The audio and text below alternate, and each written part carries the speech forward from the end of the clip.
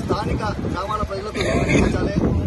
ఉచితంగా ఈ యొక్క టోల్ గేట్ లో ప్రవేశాలు కల్పించాలని డిమాండ్ చేస్తూ భారతీయ జనతా పార్టీ జిల్లా అధ్యక్షురాలు అక్క గోదావరి గారి ఆధ్వర్యంలో ఈరోజు పెద్ద ఎత్తున ఈరోజు ఇక్కడ ధర్నా కార్యక్రమం నిర్వహించి మరి మెమోరాండం ఇవ్వడం జరిగింది. ముఖ్యంగా దీంట్లో స్థానిక ప్రజలు ఏదైతే గ్రామాల ప్రజలు ఉన్నారో మరి వారికి వెనుపారంగా మారినటువంటి ఈ యొక్క టోల్ గేట్ ను తక్షణమే మరి రద్దు చేయాలని చెప్పేసి డిమాండ్ చేస్తూ మెమోరాండం ఇవ్వడం జరిగింది.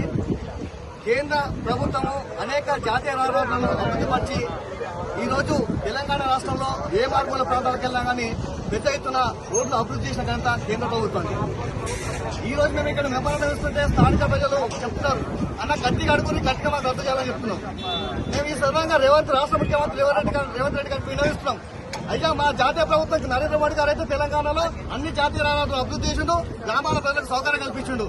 నువ్వేమన్నా ఖచ్చితంగా కనీసం మీ టోల్ గేట్ల బాధ తగ్గిస్తావా? నువ్వు రాష్ట్ర ప్రభుత్వం నీకు ఖర్చు భరిస్తావా?